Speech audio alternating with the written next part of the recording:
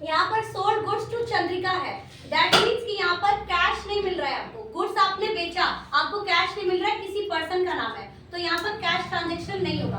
ध्यान दीजिएगा, गुड्स को सोल्ड किया, जब भी हमने गुड्स परचेज किया था इसके पहले वाले केस में, तो गुड्स हमारे यहाँ आया था, तो व्हाट कम्स इन, डेबिट था, राइट। और यहाँ पर गुड्स को सोल्ड कर रहे हो तो आपका गुड्स जा रहा है आपकी कंपनी से, तो वहां पर क्या हो जाएगा, जो सेल्स है वो क्रेडिट में हो जाएगा, ठीक है। व्हाट गोज आउट, क्रेडिट, ठीक है। तो ये चला गया। बाकी चंद्रिका जो है आपका डेटर बन गया, तो चंद्रिका अकाउंट का डेबिट कर देंगे हम। अगर यहीं पर कैश मिलता डायरेक्ट तो हम कैश अकाउंट को डेबिट करते। तो Chandrika account debit to sales account, कितना अमाउंट है, 18,945 रुपए, ठीक है। ये हो गई आपकी नेक्स्ट एंट्री।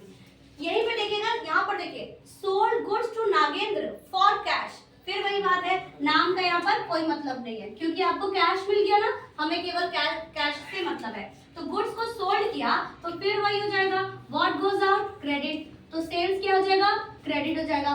सेल्स हमेशा क्रेडिट होता है, परचेज हमेशा डेबिट होता है, आप ये भी लर्न कर सकते हैं। और आ क्या रहा है आपके पास, कैश आ रहा है, तो कैश अकाउंट डेबिट।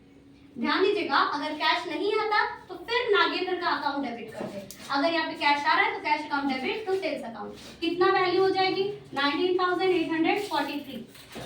ये हो गया आपका ये transaction. Next, purchase goods from Upendra, फिर परचेज कर रहा है, तो परचेज करेंगे तो गुड्स क्या होगा, आएगा आपके कंपनी में, तो व्हाट कम्स इन, डेबिट। तो यहाँ पर क्या लिखेंगे, purchase account debit to Upendra. देखिए आप कैश नहीं दे रहे हैं, इसीलिए उपेंद्र का नाम रहेगा। अगर आपके ये क्वेश्चन में कैश देगा तो कैश की एंट्री करेंगे, अदरवाइज जो नाम देगा उस नाम की एंट्री करेंगे, और अगर दोनों दे देगा तो हम कैश की एंट्री करेंगे। क्यों, क्योंकि जब आपको पैसा मिल गया तो आपका कौन डेटर है, आपका कौन क्रेडिटर है, उस नाम से आपको कोई मतलब नहीं है, केवल आपको कैश से मतलब है, ठीक है। तो ये आपके बेसिक ट्रांजैक्शंस हैं किसी भी जर्नल एंट्री को करने के लिए। एक और चीज ध्यान रखिएगा, परचेज हमेशा डेबिट रहेगा, परचेज रिटर्न हमेशा क्रेडिट रहेगा, ठीक है। परचेज रिटर्न क्रेडिट रहेगा, सेल्स हमेशा क्रेडिट रहेगा, और सेल्स रिटर्न जो है वो हमारा डेबिट रहेगा। क्यों सेल्स रिटर्न डेबिट रहेगा, क्योंकि सेल्स रिटर्न, अगर आपने किसी को कोई सामान बेचा और वो सामान फिर आपके पास वापस आ गया तो फिर व्हाट कम्स इन, डेबिट, यही हो गया। और इसके अलावा हम नेक्स्ट वीडियो में पढ़ेंगे अपने अकाउंट्स के 3 गोल्डन रूल्स के बारे में। Thank you.